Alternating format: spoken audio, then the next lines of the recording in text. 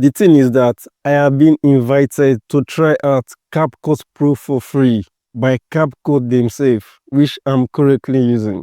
If I come to my inbox right here, then if you look out here, you see it says you are invited to try out Pro. Congrats! You are invited to try out CapCut Pro for free, valid until 2025, October 7th.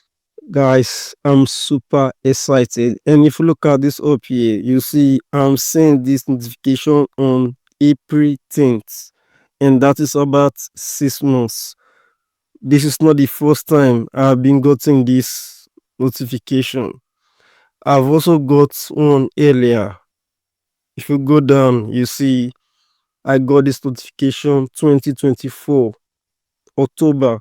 It says you are invited to try out Pro. Congrats. You are invited to try out CapCut Pro for free, valid until 2025 April 7th.